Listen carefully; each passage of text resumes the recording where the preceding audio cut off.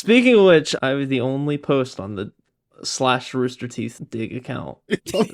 And I commented. I know, That's Hammer, so I saw funny. that. Our two youngest members have the only comment or the only post on the Rooster Teeth dig. Hey kids, make sure you go on when you log on to AOL, you dig it. Packy, are you having war flashbacks right now? No, I still don't know what the fuck we're talking about. Okay, so the pink guy makes music. Hello and welcome to another episode, an exciting episode of Flying the Coop. I'm Floppy. We're a group of individuals who have gathered together to talk, fight, and interview people about our favorite things on the internet. Are you guys excited for today? Who wants to announce our guest if we have him Hammer. on this episode? Oh, it's Hammer. Well, I'm excited because I get to put a new thing Hammer on my wants to LinkedIn announce about this. Oh, Is that something you can that's put true. on your LinkedIn? You can add the podcast to your LinkedIn. It could go on your resume. I do. Really? You added it to your wait. Hammer, It's experience. are Ray's like, you you can so for real? Yeah. Ray's like, there's nothing I won't add to my LinkedIn.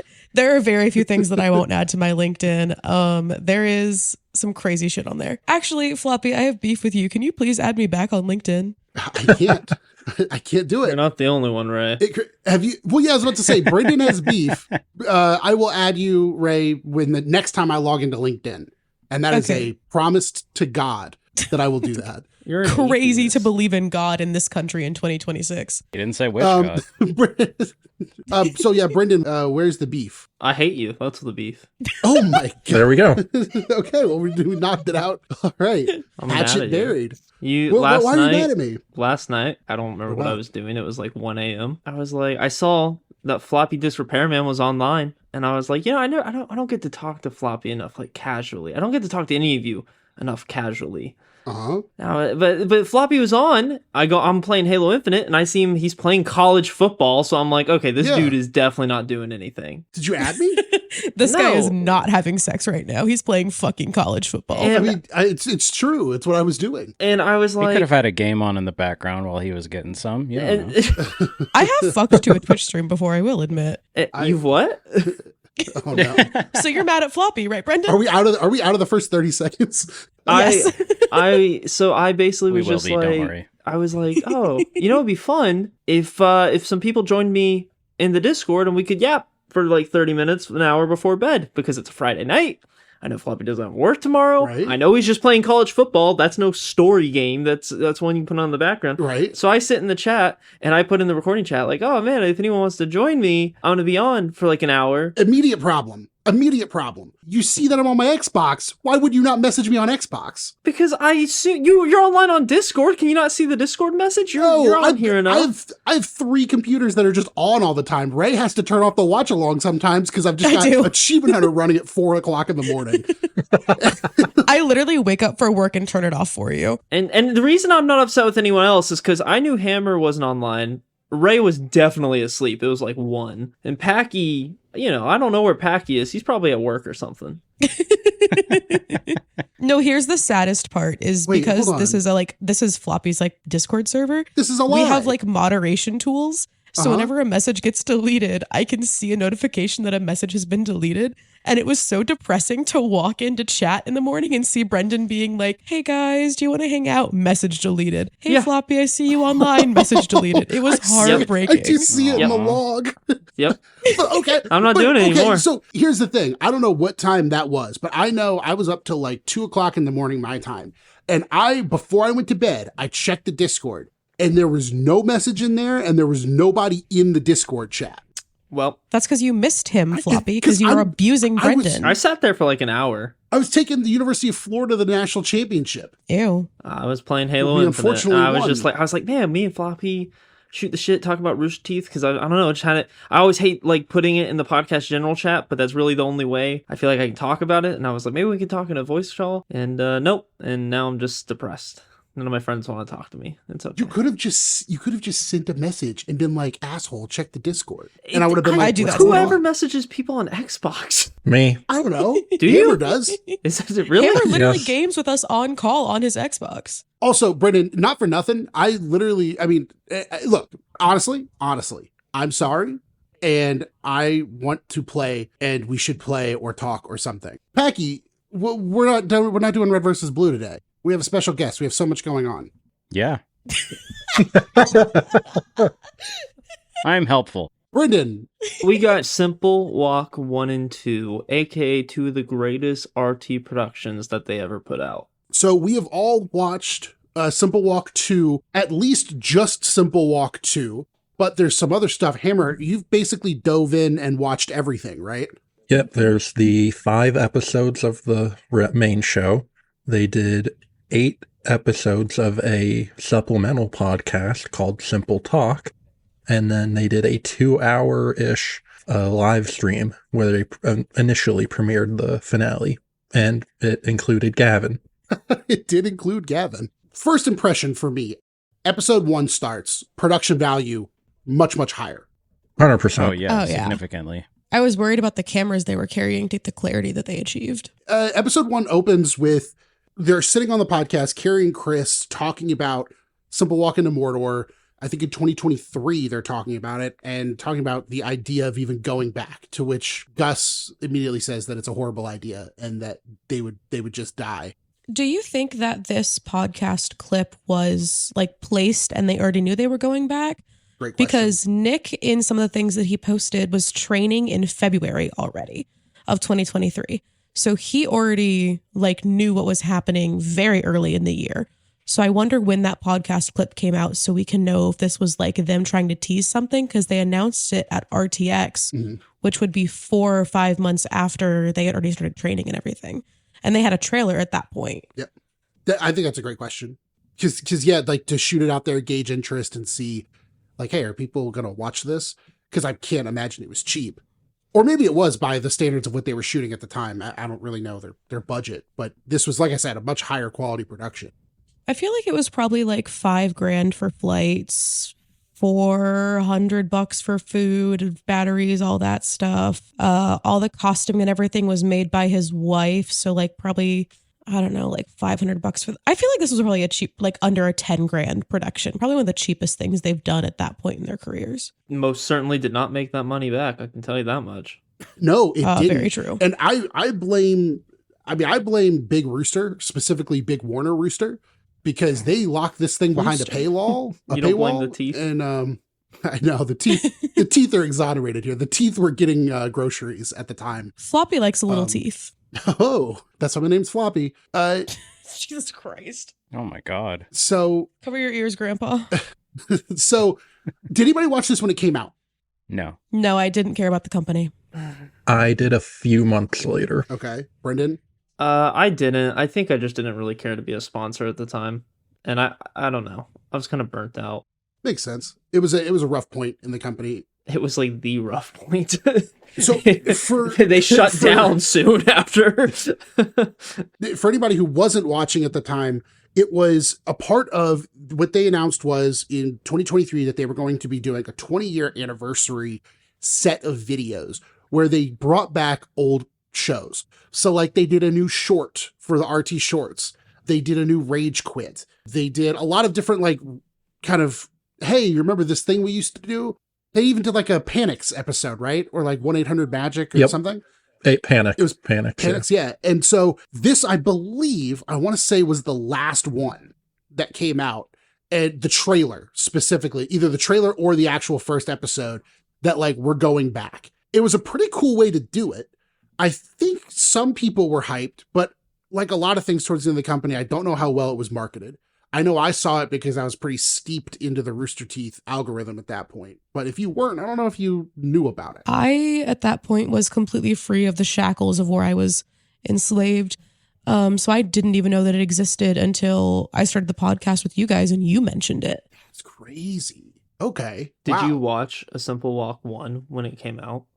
I believe I did watch it when it came out. I was actually revisiting that week recently on the RT YouTube. And I do think that at that point I was watching, but I think I watched it like weekly episodic. And I think it was just like content to watch at that point in my life, not something that I was interested in because I still haven't seen The Lord of the Rings. I once again will attest that I think both of these series, A Simple Walk 1 and 2, work way better altogether than spread out. Like movie style? Yeah. Yeah, I'm I agree forever with that. biased with that, but And out the gate, I will say, so out the gate, I have a quick fun fact. Go ahead, Hammer. They said this during that finale live stream. Apparently, Simple Walk 2 was originally only going to be one like 45 to 50-minute episode. But then after the fact, they were like, there's no way we can cut it that much. We need to do episodes. That's actually really interesting. makes sense for the style they were going with the anniversary videos. I do remember the anniversary videos when they came out, and that's what burned me out, because I didn't like them. I was like, this sucks. Like everyone that came out, I was like, I would start really excited. Like they're like, oh, there's gonna be a new Rage Quit. And I wasn't a big Rage Quit guy. And I watched this one. I was like, oh, this is not the same. He had 2 kids by that point. He couldn't. Yeah, no shade to Michael. It's just, and like, I'm in a different place. He's in a different place. Yeah. But I mean, it was never funny, so it's okay. Brendan. It wasn't. All right. No, this is no shade towards Michael. It's just like every like 12-year-old's like, oh my God, this guy's getting so mad. Yeah, very purposefully. Shut up. Like, come on. Stupid idiot fans back then. I think that there was like a magic to, God, what was it? Something plus orbs equals bullshit, his first video. No, yeah, I was about to that say, was funny. That's a funny video. Yeah, his Crackdown. Yeah, The that's Crackdown hilarious. Awards. Yes. It's a great Yeah, video. Like the original, like the first part of that series, anything pre, like I would say 2013 is really good in my opinion, but everything after that is very forced. Very like performative. Like by that point he was married. His rage started working better when it came out in chunks during the Let's Plays. That's like where it fit a little bit better versus Rage Quit. And it's because it was meant for like people that didn't follow Rooster Teeth necessarily, and they just be like, oh, it's the Rage Quit guy. This guy's getting so mad. And anybody with a slimmer of understanding of production knows that like he's obviously playing this up drastically for the camera, and it's way more natural when he's playing Minecraft and he just beats someone to death. Gavin. Gavin. But to be fair too, like the RT short that they did, the only thing I remember about the RT short they did for the 20th anniversary was that I think they brought back the time machine box, and I got excited about that. Mm-hmm. And that's all I remember. And I think maybe Pongo. Didn't he they had put a Pongo cameo in a box? Was Pongo in a box? Okay. Yeah. Well, I think he was on a shelf or something. I remember the Awu they brought back. There was the Awu, because Awu got canceled around then, right? Unfortunately, yeah, that was something I was still watching daily. Or not daily, but every time it came out, I was a big Awu guy. There was something so magical about Awu, like in general. Oh, yeah. Oh my God. We're talking about Simple Walk. Oh my God. All of it is relevant because where the company is, it's very shaky at this point. RTX 2023 comes out. I am there. Super excited. I go to the Simple Walk panel. They obviously come out and announce that they're going back. They announced it. I was amped. And first episode starts and we get the obvious, like, hey, they are older now. They're 10 years older. We're all 10 years older. And honestly, though, and Ray, you were a big critic of their preparation the first time around. Can you critique their preparation this time? So based on what I know from Nick's social media specifically, he, like I mentioned earlier, started training previous to February. Except his training regimen was he was going on 6-mile walks between breakfast and lunch. And then he would go on a 6-mile walk again. And he had tripods in his backpack because they were the heaviest thing that he could find to do this practice. The thing is, when you're training your body for something like this, you need to do more than you expect you're going to need to. Sure. So doing the 6-mile walk, so 12 miles a day, is like a good idea. And it does average out to like 13 miles per day if they got the full 10 days of what they were trying to do, basically. But I think that they weren't preparing themselves and they weren't remembering 10 years ago exactly how hard it was. And the fact that at home, you're doing a 6-mile walk on terrain that you know that is the same constantly. And you're not like cars and rocks and mountains and logging trails and things like that. So you have to push your body farther than you actually do. Think you do. I think they prepared pretty decently. They also mentioned at one point physical therapy afterwards. So I want to know if they had physical therapy previous to it as well, because it sounds like they actually took it very seriously this time. I was blown away. And like, I hear what you're saying, Ray. I was blown away at how much more prepared they were for this one. Hammer, you watched the audio supplemental, the Simple Talk. Yep. Can you kind of talk about the trouble that they had getting there? Like what their main issue is?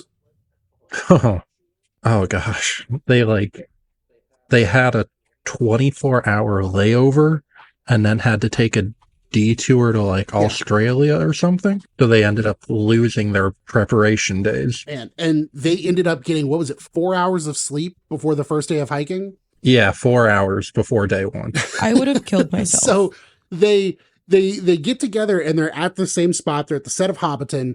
They're going to the Lonely Mountain now, which is Mount somebody. They were going to the Lonely Mountain. And Yeah. so they talk to some people. I do like the moment that Chris is talking to just people. They're like, oh yeah, we're going to go, we were here 10 years ago. And she's like, oh, so you're doing it right this time in the Hobbit outfit. I'm like, no, we did it right last time too. They immediately, and Ray, I hate to go back to you. Actually, I love to go back to you. God. But they immediately break the law out the gate. Well, Floppy, I have so many things to say constantly all the time. And like, yeah, it's a podcast, but I really should shut the fuck up sometimes. But you weren't happy with them breaking the law last time. Out the gate, they break the law. What do you think? So I actually, at this point in Rooster Teeth, I really want to know if legal had any part in like the pre-work of this coming out, because obviously a company like Warner Brothers wouldn't be happy if they put out content explicitly breaking the law and like not getting in trouble for it. So I'm not as... Carrie and Chris got the company shut down, actually. Yeah, the lawsuit from this actually is what killed Rooster Teeth. So I found myself, because I knew they had corporate overlord evil oversight, I found myself less angry this time, because if they're showing it to us, it has probably been approved by an attorney. More than likely. I want to comment on what you just said, because A Simple Walk 2, which I had never seen before, and I watched it back to back with A Simple Walk 1. So I was watching Simple Walk stuff for like 4 hours straight. The thing about this second season, second series, whatever, how do I say this nicely? Because that's what I'm good at. This series felt like if old Rooster Teeth was still going. Wow. I don't know how to put it. Wow. Like to me, this felt like what a 2012 Rooster Teeth would produce if that same company was put into 2022 and it wasn't, and it was modernized. Because you guys touched on this earlier, it's not super produced. There's only 3 camera people and then a 4th in the final episode. The music's all the same. Mm-hmm. I mean, the editing's a little bit nicer, don't get me wrong, and the quality, but something I always disliked is the further Rooster Teeth became a more powerhouse production company is it got more produced. And that's what happens. It becomes more professional, if you will, which isn't always good. And this has none of that effect. And it's very much like, it's what I said. It just feels like a classic Rooster Teeth production, and it's so freaking good. It's so great. I feel like that's a credit to Chris, Carrie, and Nick. Because inherently, the beginning of inherently this production has to have that vibe because of how they did it and how they revisited it. That was not a word, because of how they revisited it. But I do think that the back end was probably so different. And I would love if Chris Damaris or Carrie Shawcross would come on our podcast and talk to us about it. We promise not to ask you about Ruby, Carrie. I swear. None of us like Ruby here. So I liked Ruby until that one character died. Well, and Brendan, let me just say, first of all, you have a lot of great takes. Love a lot of your takes. Maybe your best take ever. No, I liked the take about we gotta bleep that. Brendan, maybe your best take. This is what it felt like it would have been had, all the other shit not happened. And yeah, I think it can be summed up in one word. It had all the heart. Yeah. Well, you got to be careful with what you say with that, not you specifically, but like, it's easy to dogpile on most modern Rooster Teeth productions. Oh, sure. Sure. And I never wanted, because so many people have come out and been like, no, we really did like this, but there's just so much more stuff that you have to go through. But when a series feels a little bit more DIY, which is why I loved Fuckface when it was happening. Sure. It always, you can feel the love coming from the people you're seeing on screen versus when you have a super highly produced show, it's a little bit harder to see that. The people on screen feel more like they're just on-screen talent, kind of like Immersion, even though I love Immersion. There's a difference between Immersion and A Simple Walk. Immersion, you can tell, is this there's PAs and all these people on set, versus A Simple Walk, it's like, these are 3 dudes really walking through New Zealand, actually hurting themselves, and they're still doing the stupid crap, and it doesn't feel like they still do illegal stuff, right? Like what Ray said, which you feel like you wouldn't see in 2023. And that's some fun. And you're right. I think heart can be taken the wrong way because it's like, oh, they didn't care and they didn't put heart into their other productions. It's not that. Maybe a better word is like spirit.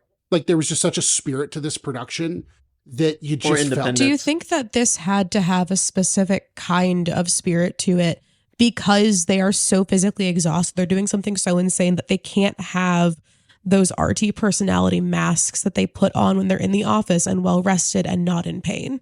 Oh man, Ray, you just made me lean forward. Very, very good point. Very interesting.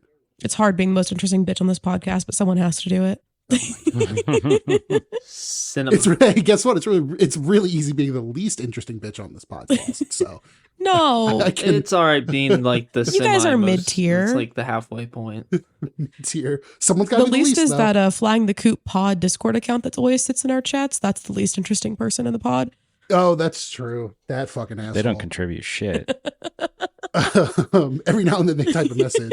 It was very also interesting because I watched this back to back to see literally within an hour the difference. I mean, it's literally a 10-year gap between they filmed this, which is really cool because I believe they filmed it in 2012 and they filmed this one in 2022. They didn't age as much as I honestly thought they did. No, like if you watch it back to back, you're like, oh, it's not as bad as I once thought. They I think like so much better. It's kind of crazy. They do, but it's also like we can all have this. Especially me, because I am such a nostalgic person.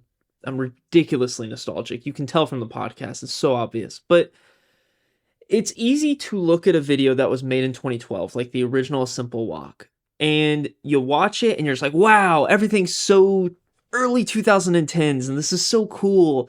And you can watch videos like, there's so many videos from like 2008, 2009, 2010, like Rooster Teeth or not, and it always feels like it has a certain vibe and a look. And then when you watch this back to back with the 2022 one, you realize that's all in your head because the 2022 one is only better quality, but it looks very much the same. And for some reason, that was a weird wake up call to me.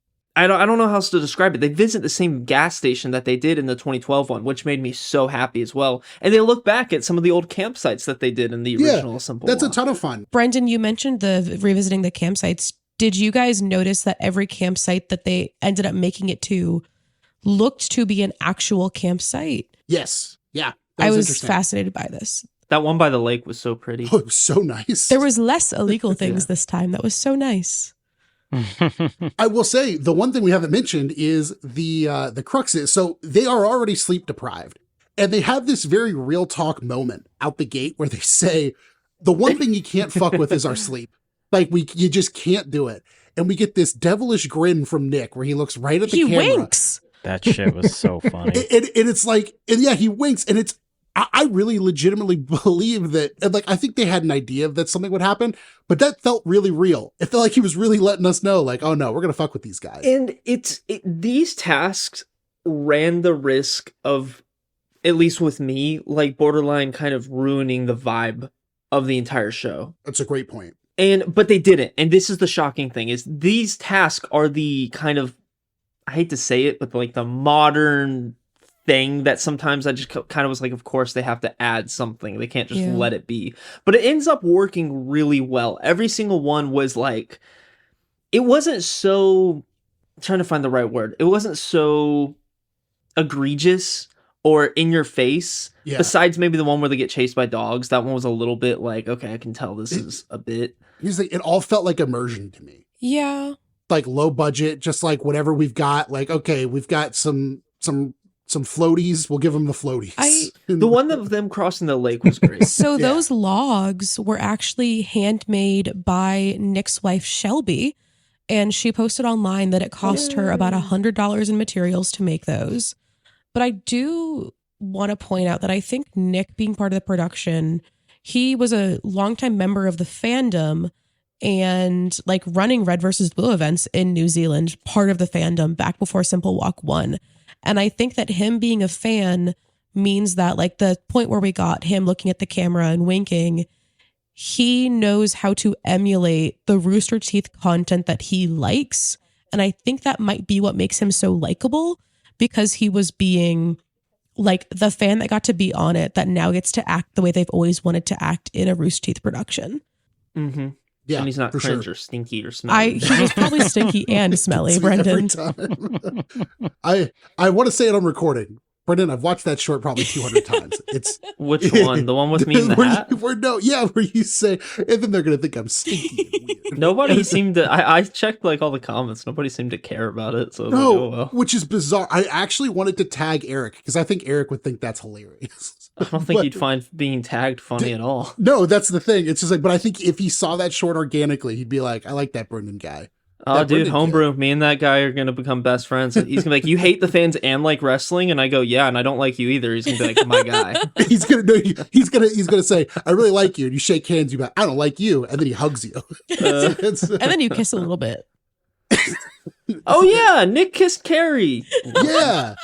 So okay, we got to get back on the rails. So they have less than 4 hours of sleep. They are starting at like 4 p.m. instead of 6 a.m. But they go on their adventure. They start walking across the fields, and they're at a decent clip, but they have to go pretty far. And they actually end up making their goal for the first night, which, I mean, I was flabbergasted. That was insane. I was kind of proud of them. But I was very proud of them. Mm-hmm. And right before they were about to go to sleep, they got their first challenge, which was to bust out some clay. Which that package of clay, I can't remember if it was Carrie. I think Carrie said whoever made this packaging also made Tide Pods because it looks delicious. Yeah. And yeah, they had to make little orcs out of clay because of The Hobbit. They got their orders from Gustolf. Oh yeah, Gustolf. The tent behind them, I found it really interesting because if you pay attention to the confessionals, I think it's episode 4 or 5 where you hear that somebody else is in the tent during the confessionals. And it looks like the tent that they were sleeping in, they didn't have a second one. So I want to know, did they have to forego sleeping to film the confessionals at the end of the days? Yep. They were all did? 3 involved with those. One person would answer, the other 2 would like prod and ask questions. Hammer, are you taking off again? It sounds like Hammer's on a fucking treadmill. I'm not. He sounds so Hammer's calm. training for Hammer's like, it's like that Robert Patrick from the Terminator 2 who like trained to run without breathing. Hammer like is simply walking into the coop. Hammer's podcasting without breathing. So they end up getting some sleep. They wake up the next day. More hiking ensues. They eventually reach a lake where they, like Brendan said earlier, they have to cross it. We learn a pretty shocking fact about a man in his 30s in Austin, Texas, of all places. Carrie does know how to swim. Yeah, that was shocking. Yeah, pretty weird. Does everyone here know how to swim? No. I was actually a varsity swimmer for 7 years. Varsity swimmer. Yeah. Packy, you don't know how to swim? No, never learned. Hammer? I can. Okay, well. I love to swim. I know, I love to swim too. I love being in a pool. I just never learned how to survive under the water for very long. To be fair, none of us can survive under the water for very long. But okay, so that's it. So 1 out of 5 of us can't swim. Wait, who can't swim? But yeah, so Packy. He just said he could swim, but he can't survive underwater. Am I fucking stupid? No, but he said he can't. He never learned how to you're saying you can like kind of tread water. Yeah, no, I can live in like the shallow end. What? You're making this confusing. When I can stand above the water, but like, So you're saying like if you're in the deep end of the pool, I just you're keep drowning. walking. Like if I start walking in the pool, I just walk down the ramp. I'm underwater, man. Dude, he's like the I guys just- from Pirates of the Caribbean. like at the end of the beginning first Yeah, movie. that's me in a pool. When we're all in Texas together, can we teach our old dog new tricks and teach him how to swim? Man, I was going to say like nobody else is reacting to Packy just saying he can't swim. I mean, it's fine. You're in like, well, I won't dox you, but like you're not in a spot that's known for swimming. So like, I mean, there's an ocean. yeah, but it's cold. Only like That's part true. of the year. Do people swim? Like I always see the surfers have to wear like their like body suits on that side of the country. I mean, I'm not begging Packy to sign up for a polar plunge anytime soon, but So they have a lifeguard on staff, one singular lifeguard who I don't know if they could have got to Carrie, especially once he got kind of far away. But they had to. there was a boat. Oh, was there a boat? I missed the boat. There was a safety boat. There was a boat. Oh, there was a safety boat. Okay. Yeah. So then, okay, Carrie was never in danger. unless I didn't want it to happen, but if the front end of Carrie's thing went upside down and like his feet were in the air. I kept thinking constantly because he was putting so much pressure on that front part. But basically think of like stacking inner tubes. That's what this was. And Carrie was laid across like 4 stacked inner tubes, and they had to paddle with their like fake prop weapons, like their swords and their axes, across the river. Yeah, Mjolnir. Yeah. And I think. No, that is the name of Thor's hammer. I was going to say it's a hammer, but yeah, sure. That thing's name is Jonathan? But yeah, I mean, Chris has a nice moment where he goes back and saves Carrie. Nick, man, king of comedy in this one, they get across the river and they're like, how much time did that save us? And Nick's like, we lost a few hours. Those barrels ended up being auctioned off for Extra Life. Does anybody know how much money they ended up auctioning for? Do you know the number? No. Oh. I'm genuinely asking. No. I will figure it out. Was there any Simple Walk merchandise from either the first or the second one besides the DVD? That's a great question. There definitely should have been from the first one, but I don't remember any. I would love to know how badly this performed. Like, and I'm not saying this is I'm happy about it, but like I really am curious what were the numbers. I think we're all agreeing that like this did not do well, and it totally should have. Both. I mean, even I don't think the first round did as well as it should have done. I wonder why. Yeah. Like that first episode, I don't even know if that first episode of Simple Walk 1 has over 1 million views.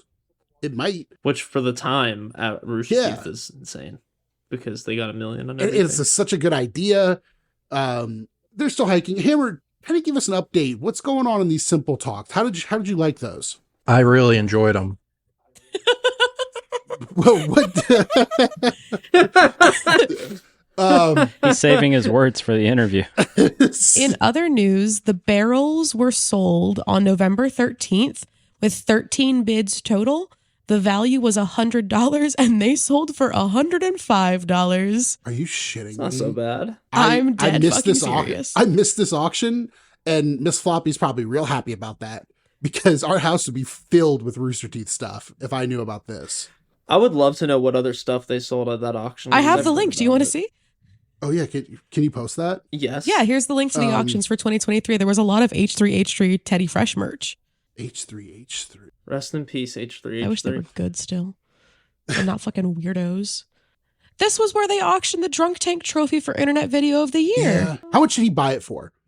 I'm checking $320. $300. I would have dropped a cool 1,000 on that. Okay, well. Really? Why? Brendan, I would trade all of my Rooster Teeth stuff I have other than my season 1 DVD for that trophy. The season 1 DVD is on eBay for $10. Yeah, but not the original. Yeah, I have the original, and it's signed by Jeff, Gus, Matt, and Bernie. Have you ever had sex? Well, and then I have a in theory signature from who was in the pilot, but he'll only sign it, when he makes something of his own. I don't know. It's been 6 years, so we'll see how that goes. So yeah, well, they get lost again in about the same exact spot. And Hammer, from my memory, they record a Simple Talk like while they're lost, right? It's leading up to this, yes. Oh, it was leading up, and then they like stopped recording to use the batteries for like their other equipment, like GPS or headlights. And they get really lost. I mean, concerningly lost. And there's a moment where like Chris really starts to kind of panic. It seems like he runs out of water. Well, no, I guess Carrie first. Carrie runs out of water first. I don't remember. Someone runs out of water, and they're kind of panicking, and they have to keep kind of saying like, "We're not going to die. Like, we're not going to die in here. It's just going to be really like shitty and uncomfortable." Which I don't like having to get to the level of Coop where you're like, "Look, we're probably not going to die. We're probably going to be fine." Yeah, we might be okay. I mean, they're still on a road. And my thinking, I was like, why don't they just make camp and do this in the day? It'd be so much easier. But I guess they didn't want to waste. Well, they did end up getting service and having their location. They could have dropped a pin. Yeah, that was the other thing. I was like, well, you know where you are now. They talked about how it was really bad and hard if you didn't have a truck, but also like that's bitch behavior. Just do it. Also, like if your friends are dying, you'll make it there. Debatable. Debatable. My notes are a little out of order. I had a fun little story. Oh, go ahead, Hammer. So the tent they use is apparently the same one from 10 years ago. What? Holy shit. That's That's crazy. awesome. Not only that, Chris unintentionally smuggled fireworks in it. What? Oh, because he like left them in there in Austin? Yeah, so then like at the airport, they're like, did you know there were fireworks in it? Oh my God. It's like, what? So basically they end up getting out of this situation while they're like very, very lost, but that's a big focus of it. They kind of start cutting down on the bits, and it's good that they do, because I kind of like what Brennan said earlier about the bits. Like they could have like kind of tanked the production, but they really didn't focus on them too much. Mhm. It was like a nice balance, and it didn't take too much attention away. I probably could have done without them, but they were still fun. I think by episode 2, the bits that they were running were very like natural and rooted in who they were. Yeah. Like saying damning discoveries as they walked up on the dam and Carrie cheering for pills just feels very much like jokes they would have made in person anyways. Exactly. And I will say I might have skipped this, but they go over the big hanging bridge again. The sky bridge. That looked like a lot of fun, but they fucked up at one point. It was funny because they were like on a road and they looked up at the bridge that they were supposed to be on. And like, oh, we're supposed to be up there. And it's like, I don't know how they didn't really cover that backtrack, but I would love to know how far back they had to go to get back to that bridge. Yeah. One of the mornings they wake up and Nick has left them a note that he's gone to the city of Fakamaru, where they went last time. Fuckamaru. Yes, it's really pronounced. And, I'm sorry, fans named Maru. and that's the thing. They stopped there the first time. That's where they start doing their bandages and stuff in the little convenience store. And I love this because Chris and Carrie start asking people the quickest way to get there. And like, well, if you're going to walk, this trail is going to take you basically a really fucking long time. And then they're like, well, what if we didn't walk on the trail and we walked on the road? And the girl's like, oh, that'll be way faster. So they just elect to take the road. And they do have a bit of a moment of drama where they have to like run across a bridge, which like, it's a great like lesson. I mean, not even like a lesson. It's just a great thing of editing. It made it seem like they were going to die at any second by just getting blindsided by a car. It really is beautiful editing to show you the power of music to establish something. Yes. Especially like Brendan said, it's the same songs as last time, but that works so well too, just fluctuating your emotions through the show. That's why music Duel of does the a really Fates good is the job. best fight in Star Wars of all time. Yes. Yeah. Because of that song, probably. Yeah. That's why Duel of the Fates matters. It's because of that song. Exactly. Oh man, Star Wars. So they show up, they start asking, they get there like 5 minutes after Nick, because Nick took the long way around. He gets there, they end up meeting up at a little diner. Then I think it's that night, they're just in like a house. They're in Sam McCormick's house because Sam is one of Nick's friends from a long time ago. Yeah. And they also got chased up a fucking tree by Sam. They get to kind of sleep in a bed for once. And that's Not kind of those one thing. two. So they pitched the tent in Sam's... Yeah, the tent was still set up. Right. Hammer, did they say anything in Simple Talk about where Nick was? Because Carrie and Chris were very spread out in that tent and were there together. And it doesn't look like Nick had anything inside of the tent. So I want to know where he slept that night. Well, I know all three of them can fit in the tent because a couple of the Simple Talks were actually just them chilling in the tent and talking for like 20 minutes. And one of those was, if I remember correctly, in the house. So all three of them could fit in it. We see them in the main series in episode 5, all in the tent together. But with the layout of everything, and maybe my eyes were deceiving me, it looks like Nick didn't spend the night in the tent. It's possible. It was like, what was it like being the guy who had to wake everyone up? Because it's not like Nick wants to do it, but he's got to wake up, and he's like a fan at base, at least especially in the first one. He's just kind of a fan, and it's like, okay, I've got to wake these guys up who absolutely do not want to fucking wake up and are going to be mad. They're snoring. Yeah, and he's like, oh, hey guys. Like, how long did that process take? I would love to know. But yeah, so they wake up because they have a ticking clock element now because there's going to be essentially storms, and they have to climb up jagged rocks once they get to the mountain. Yeah, the storm knocked out their last 2 days. Yeah. So they've had time cut off at the start and end of this journey. And yet they still make it. Spoiler alert. Oh, well, I mean, we're kind of there. So, like, I will say, like, I guess I've neglected to mention that they have a cart, like a car, that they call it the supply car. I thought that was completely fine. I think they're like your age in this production. What do you mean old men? That's what I'm saying. Get them some help. I know. I can imagine. I need a helicopter. Speaking of their supplies, actually, from the meals they ate, it looks like they weren't carb loading, which was really interesting to me because when you're doing these huge hikes and things like that, carb loading is really recommended and you're supposed to eat these really big meals. But it looks like they were eating the same exact way they would eat at home. Yeah. So I don't think they were, like, they took it very seriously, obviously, this time. But I don't think that they brought additional pairs of shoes because it looks like the same pair of shoes. And it's very bad for you to wear the same pair of shoes 2 days in a row, especially walking all these miles. Like, they would have needed to swap shoes if they were doing this, like, to the book of everything. And they weren't carb loading. So really, like, I have questions about it. I'd be like, how do I get DoorDash to follow the pin I dropped? So they get to the mountain and then they have to climb up some pretty treacherous rocks.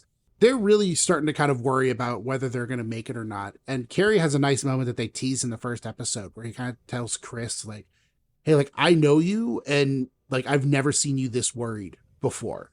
Because Chris is really hurting at this point. Yeah, doesn't he go barefoot? Yeah, like he's all messed up. Yeah, like he's had his legs lock up and he's had to stop and the guys have kept walking and like lost him before. Like he's in pain. Yeah, it's rough. Yeah. I would love to know. We completely skipped over the trespassing and the shortcut. Please don't do this to me. Oh, yeah. Yeah. Man, there's so much stuff I feel like we're glazing over, but it's just it's almost a 2-hour long video series, just the main series itself without the This is a podcast. great time to plug that you should go watch it yourself because we're skipping over things. Exactly. You absolutely should. This is the most, like, out of anything we've ever watched, this is the thing you should go watch. Like, Yeah, fuck Red versus Blue. They fell off in the season 3. legit, and it's so good, and I just feel like we can't do it justice. Like, absolutely go Brendan's watch it mostly for right. yourself. First, watch the first 20 minutes of the Why We're Here documentary, and then watch this. just don't watch the whole thing. Once you see Joel, not because of Joel, but once you see Joel. Well, after Joel, there's the Jeff part. Oh, is it? Okay. Well, The farm part is so good because they basically, for the past episode, have had this dilemma of, like, do we go across this farm that would cut 7 miles of walking? But it's highly illegal. Nick had already asked permission and hadn't gotten it. And the last time they did this on Simple Walk 1, they got caught. So they were like, should we do it?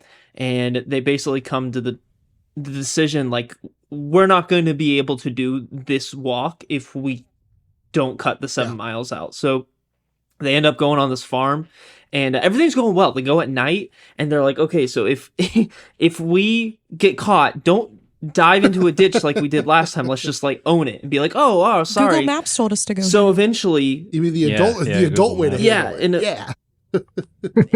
and eventually the security cart comes up and like this farm's like under surveillance and everything. Oh yeah. And Chris with anxiety dives into a ditch while Carrie and Nick are just like, yo, which because he was hobbling by that point. It wasn't a fast affair. So it's like that guy watched Chris dive into a ditch and he's like, all right, so anyways, what are you guys doing? Like, yeah. And luckily though, like after, and I was shocked. I was like, oh my God, is he going to drive him back to the start? And somehow, I don't know how they did it, but somehow Nick and Carrie convinced him to just let them cross and just end up on the road.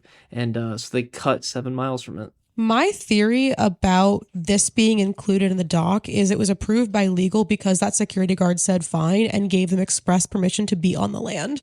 And I don't think that if that security guard had said fine, would they be able to actually put that in the content? I disagree. Who cares? I disagree. Big Brother Warner? But Warner didn't care about Rooster Teeth Bugs at this Bunny? point. Like they've been very like vocal about how Warner just kind of was like, there was this weird company that Warner just kind of forgot about until they did it and then they destroyed them. Like that's like at least the vibe. I mean, Floppy, correct me if I'm wrong, but isn't that like what most of them have said at this point? Is that Warner just kind of like was like, yeah, get away. More or less, dog. I will say I do. Yes, and I do also kind of lean Ray's way. I think they had. I I think we don't. Really? I think there's a lot of things that were maybe for show that we, the audience, it seemed worse for us. Like, I agree. I think they might have got permission, like who knows? So they make it to the top, and maybe we'll let you go and watch that nice little moment they have at the top, because it's a really sweet moment that I don't really know how to sum up into words. Yeah, it got me a little choked up Emotional. when I was watching it. I was like, Thanks, Hammer. Solid word. When I was watching that with my wife, she had a very deep connection to that moment because she summited what's left of Mount St. Helens. If you don't know, that's the mountain in the Cascade Mountain Range over here that erupted like twice in the last 30 years, I think, 30, 40 years now. So obviously she didn't get to the very top of it because it no longer exists, but the current new record top of the whole thing, she made it up to that, I want to say like 5 years ago with her stepdad. And when she was watching it, she was like, that's what we felt right there. And I was like, oh, okay. That's really nice. Yeah. So yeah, go watch that. We have a lot of questions, but I guess we should touch on, they did a 2-hour live stream after this with, the stars of Simple Walk. And Gavin Free. Chris Carey and Gavin. Really quick. For episode 5, I think that only Packy is going to understand what I'm saying right now. But Carrie Shawcross looks like Patrick Stump from Fall Out Boy for that entire episode. And it was really weird to watch because I was like, Patrick, what are you doing here, Loco? Like, what the heck? I can totally see it. Yeah. So we talked about it internally briefly, not, Patrick, but we talked internally about why Gavin was on that live stream. And I agree with Ray. It's just Gavin gets clicks is the only reason I can imagine. But Hammer, do you want to say Gavin's line that that was maybe one of my favorite things Gavin's ever said? I will. Before I do that, though, in the video, they did say he was sort of there to act as a conduit of the audience because he hadn't seen it before. That's the live stream. A great justification. And the live stream was all 4 episodes and then premiering the 5th one. Yeah. As for the quote, it was people like grapes. It was Brendan, did you see there's emoji in the server now of the people like grapes shirt just being crossed out? And I think I named it Brendan. Yeah. No. Ray wanted. Yeah, it's named Ray Brendan. wanted emoji ideas, and I was like, it'd be funny if we had one with a circle and a line through it. Ray made a great one. Oh yeah, it's so funny. We have people like grapes with a line through it named Brendan, and we have Interesting Theory, which is a cat screaming with the text Interesting Theory. It's really good. But yes, as for Gavin's quote during this, the context of it is that it was towards the beginning when they were talking to the people at the filming location, and how Chris was talking about how he only played the PS2 game and didn't read or watch any of the other stuff. Gavin was like, it's always a joy when I get to see other people meet Chris. Guys, I hope I'm your Chris. Oh, jeez. Now that Simple Walk 2 has happened, what didn't get included in the RT20 that you guys wish had been included? Nothing, because they would have ruined it, Ray. That's Cut that out! Brendan. Cut that out! It's a joke! Boy, no, we got to keep that in. Well, Brendan, you're already getting one short for sure, because your thing earlier, I was like, I was clipping it in my head where you were talking about how Simple Walk is what Rooster Teeth would be if it never sold. Can we basically that's change what the narrative? I don't hate modern Rooster Teeth, everyone. Please hire me. It was a really good. No, I thought it was it was really well said. I was clipping it in my head of I think it's going to sound really nice.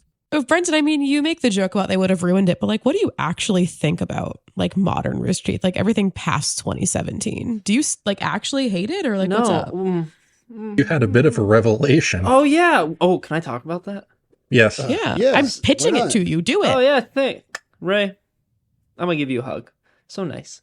Anyways, yeah. So I guess for context, Floppy sent a video, or he talked about a video on his channel or whatever about Rooster Teeth did this video at the end of 2016 that was like, wow, what a terrible year. What are you looking forward to next year? And I watched the full thing, and for some reason I had a revelation. I feel like I've said in past that I believe 2015 or 2016 was the last like absolutely great year for Rooster Teeth, which I still do stand by, because I do think that like a perfect year of RT, the last one was probably 2015, within context of like how the company felt and stuff. However, rewatching that 2016 video, and it does make me realize, I'm like, oh yeah, it was still a really fun thing to watch though. Probably up until all the way till it ended, really. But especially like 2016, 2017, 2018, there was still a lot of good stuff in there. Like the Bernie vlog, or some of the RT Lifes. Achievement Hunter, I still think had a lot of good stuff going on with them. Ironically, less of their gameplay and more of their live action content on the spot was still funny. But no, I don't hate Rooster Teeth, but like 2017 or whatever. That's like when I was watching it. Like, I didn't get into Rooster Teeth until 2015. I just think like I have a lot of complaints with where the company went as a fan, and I kind of would get annoyed with a lot of it being shut down back when those complaints were being spewed. Does that make sense? Yeah. No, yeah. I agree. Yeah, it makes sense. I mean, I will say it's a nuanced take. I think, okay, like this is the thing, right? Like 2016, 17, 18, like I said, there's a lot of fun stuff in there. The company was very different than what it was in 2014, but it was still cool. It is hard for me to defend the company anything past 2020 though.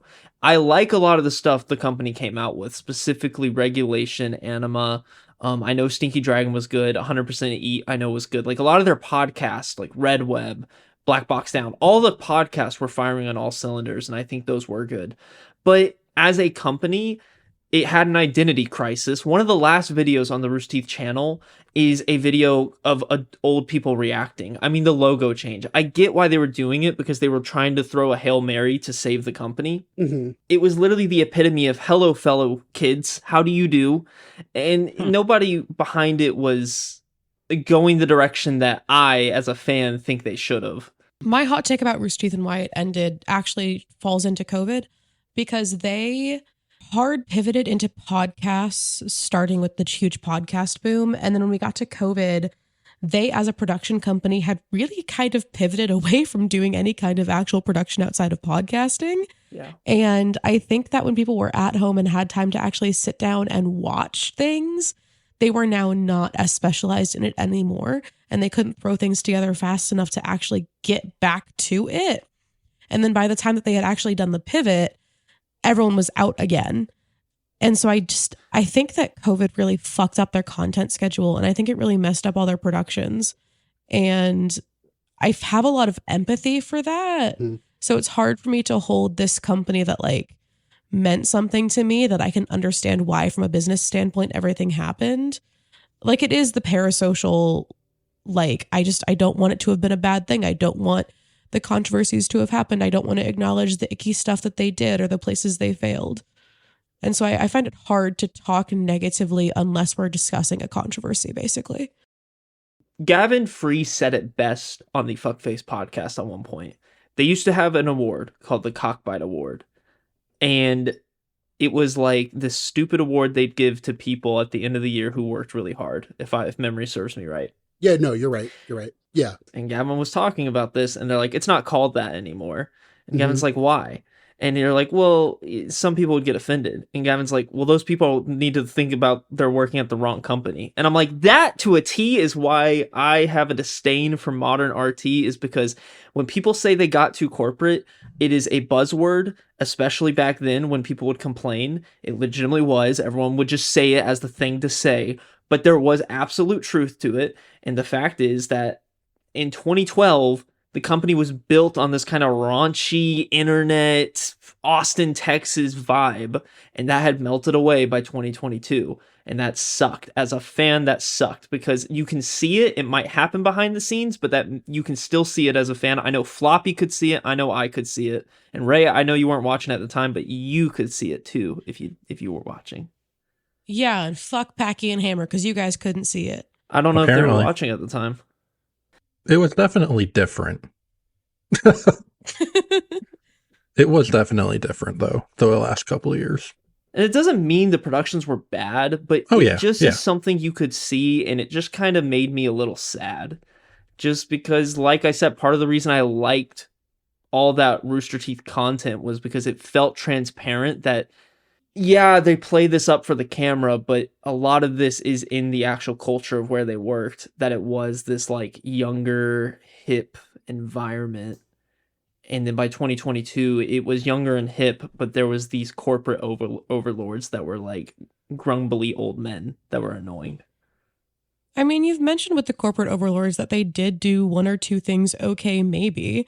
And I'd love to hear like something positive about it. Like, what was your favorite thing to come out post 2020 from Rooster Teeth, and why did you love it so much?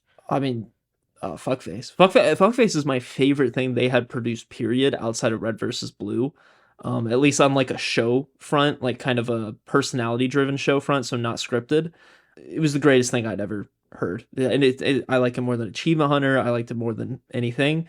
It brought me back to the company. It made me realize so many people go Rooster Teeth is dead, and I'm like, you think that because you haven't watched it in 10 years. You're just complaining just to complain. Not that there wasn't viable complaints there, but Fuckface is the greatest thing ever. And that was only made because of the result of the pandemic. I'm pretty sure without the pandemic, that never gets made. And I believe the creators have admitted that themselves. That's fair. 100%. The podcast boom that you were talking about is the great thing that came from that post 2020 world. Okay. Good take. Packy, what did you think? Like, what was your favorite, like, final thing that you consumed from Rooster Teeth that you were like, yeah, this is awesome? I don't think I really have one because I wasn't watching when the company was more or less declining. I hate to just lean on Brendan's, but I mean, I got back. How do I say this? It was the announcement of the shutdown and the live stream that they did that got me to be like, oh, holy crap, this thing is dying, and to like kind of give a shit again. And so that got me to just kind of rabbit hole down and find a whole bunch of things. And that's eventually what led me to find that they were going to, well, I mean, not right away, obviously, because it hadn't happened yet, but that after the company actually shut down, that's when I found out about regulation. So I started listening to that, and then that's what got me to go back and start listening to the old Fuckface episodes. So I would probably say that just because of that reason alone. Okay. Hammer, Floppy, are you guys going to agree that it's like Fuckface regulation? No, I think there was other stuff. I mean, I think Brendan's right, but I also think Brendan, like, there's even more because there was so much going on that it was hard to watch it all. Because, like, yeah, the podcasts were some, like, in my opinion, the best stuff they were putting out, but they made Survive Block Island, which was like Survivor in Minecraft. I mean, it was a really good production. Andrew Panton, it was all over the company. It was Andrew Panton. It was people from Funhouse. It was like Griff. It was a whole bunch of people, season 1 and 2. And I think Jeff has actually said it was one of his favorite productions that he did at Rooster Teeth. It was a lot of fun to watch. But again, it wasn't like, I don't blame Brendan for not, like, I don't know if you saw that or not, but like people just didn't know about this stuff.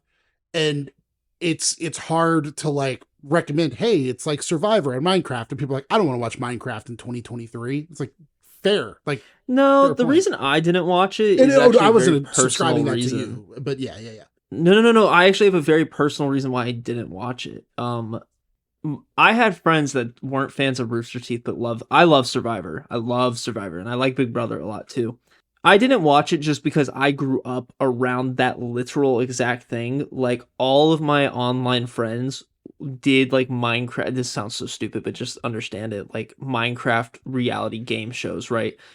I have friends that literally built their entire YouTube career on Big Brother Minecraft or Big Brother Survivor. Yeah. And I participated a lot in those, and I helped produce a lot of those. Now, none of them were at the level that Survive Block Island was. And there's reasons for that. It's because Rooster Teeth had way more resources than any teenagers did. So I never watched it, even though I heard it was really good. And I don't know. To me, like, I'd been there, done that. And just, I don't deny it was really good, though. It sounds like Hammer was a fan too, though. So is Survive Block Island going to be like your answer for that? At this point, all my answers have been taken. The podcast stuff with Regulation, Sneaky Dragon, Red Web, etc. Then, yeah, Survive Block Island was up there. I enjoyed Last Laugh. That was fun. It sounds like you guys are all giving ideas of shows that I haven't seen that we now have to pitch for episodes in the future. Oh man, like post 2020 Rooster Teeth content that you missed that was actually good. Yeah, and we could do like a fun little thing about it. Like, hey guys, come fall back in love with this company after we all stopped watching anyways. Because there's gold in them there hills. You gotta mine for it. Yeah, that could be cool. Yeah. You know what else there's gold in? Our outro music. It's so beautiful. It is beautiful. We had a merch draft. It was really good. Brendan was our guy for that, and he was our host, and it went really well. We also have a coffee account now where you can purchase the first ever test episode of Flying the Coop for $5. Please don't. And then flyingthecoopmail@gmail.com. Ask us questions. Well, thank you so much. We hope you enjoyed this wonderful episode of Flying the Coop podcast. And come back next week. We may be going to Red versus Blue or something. That's a mystery. I don't know. We'll see. Tune in and find out. We'll figure it out. I figured out why I hate modern Rooster Teeth.